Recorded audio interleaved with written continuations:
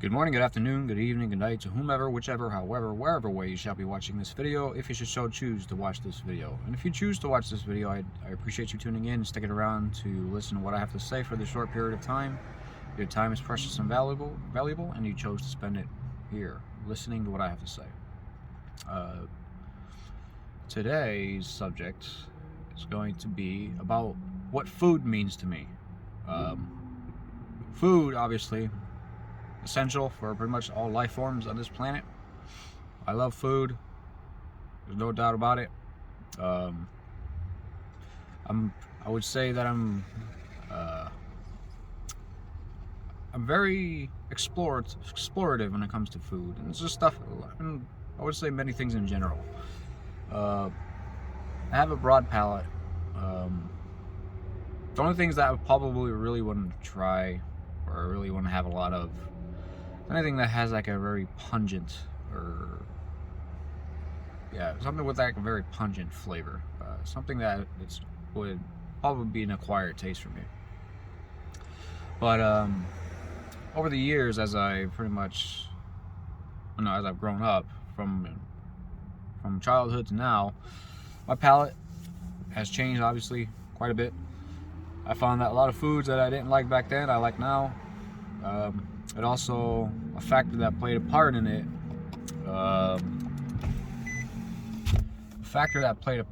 is, well, when I went on a diet and I lost a lot of weight. My palate changed when that happened. I found myself enjoying things that I didn't normally enjoy, or at least I enjoy more of now. So like an example, I want to say I wasn't a big fan of broccoli, big fan of Brussels sprouts, sauerkraut, kimchi. I was a big fan of those types of vegetables, or I would say goat cheese or goat milk, blue cheese. I wasn't really a big fan of a lot of that, but now it's really kind of grown on me. I actually don't mind the flavor. It actually pairs well with certain other things, so depending on what you have. But again, I guess that just goes down to how your body kind of adapts or grows as you get older, and you find yourself craving or just liking things that you didn't normally like when you were younger, because it may be something that your body doesn't maybe not necessarily get enough of, or just something in general. But yeah, some of my favorite foods are obviously some of the classics. I do like Italian foods. I do like some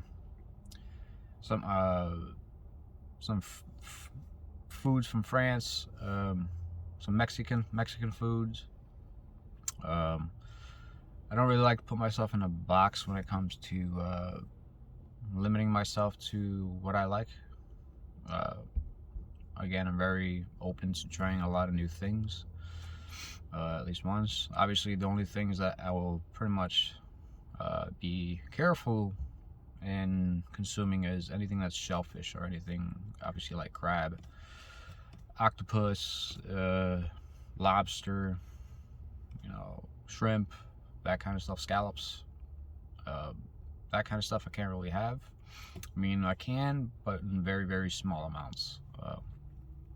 Otherwise, I'll have the traditional allergic reaction.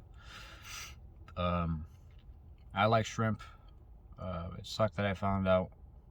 Well, it sucked that I'm allergic to it, because I think I first discovered I was allergic to shrimp when I was like 8 years old.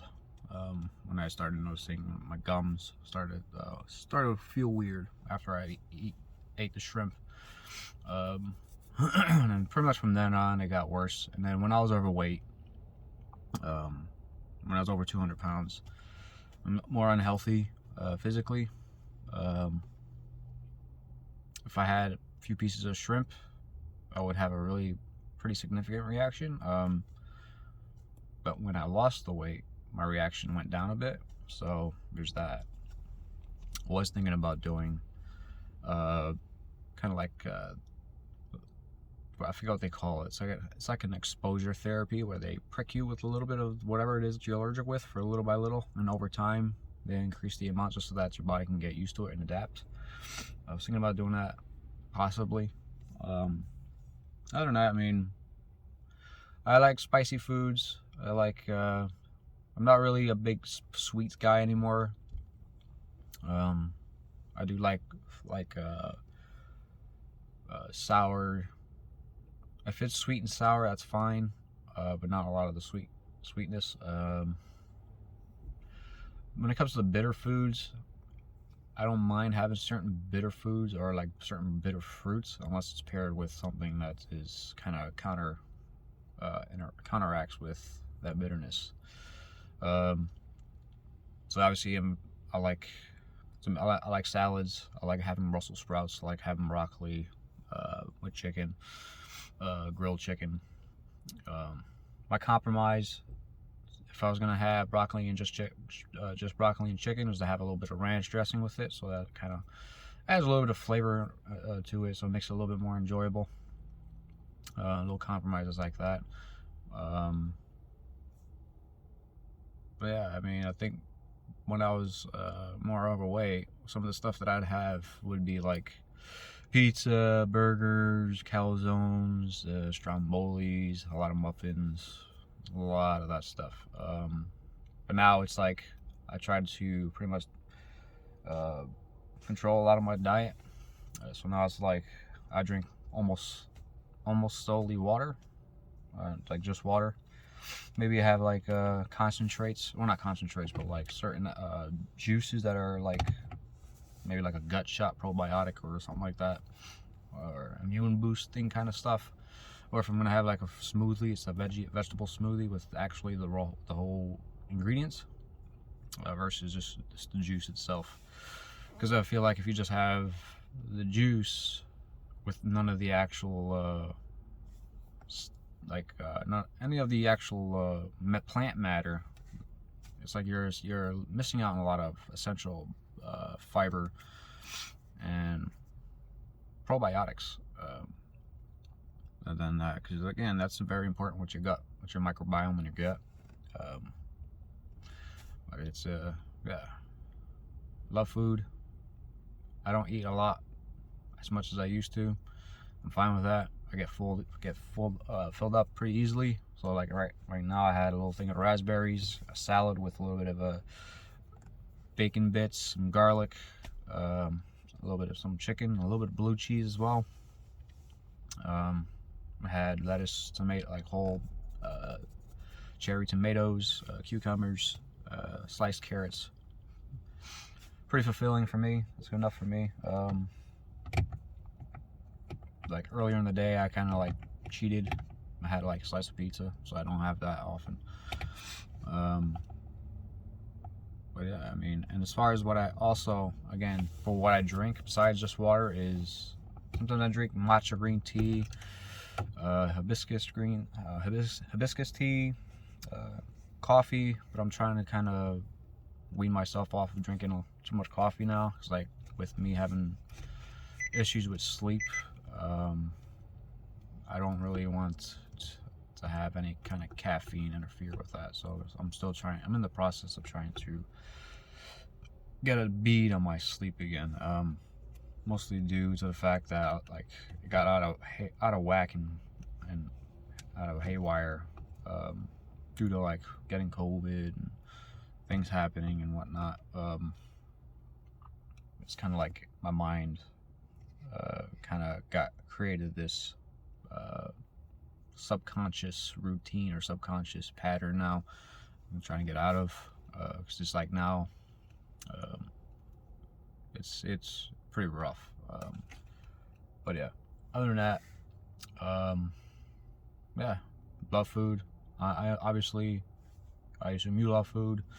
If you can share what type of food that you love, put them down in the comments below. I may make some suggestions. I may try it out, just to try something new and interesting.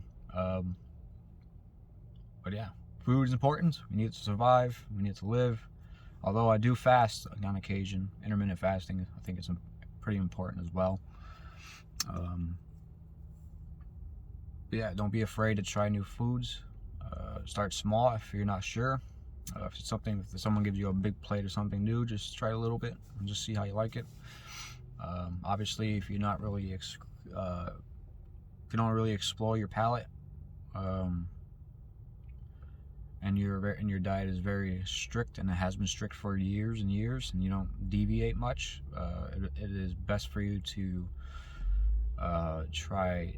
If you're going to try something new, is to just try a little bit of it first before just splurging and having something new, because again, it's something new to your body. If your body's never really had it in some form or another, your body can respond in kind to that, because it's never had that before.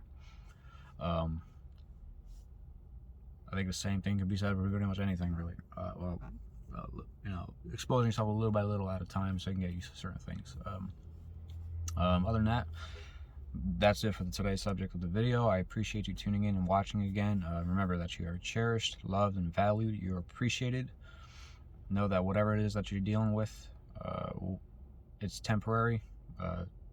Ride that storm out. Have fun with it, at least. Try to make a game of it, so that it's not all serious for you all the time. Don't be afraid to talk to someone if you need to. If you really, really need to, you're never alone in anything.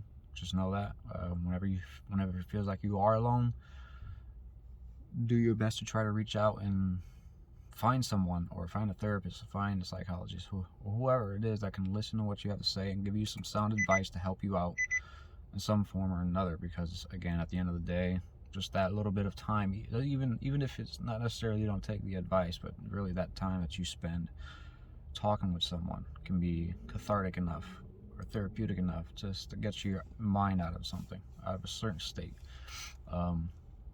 Again, you're cherished, loved, valued. Thank you for watching. I hope you have a great remainder of your day or night, or whatever part of the day it is in for you, and I'll talk to you tomorrow. Bye-bye.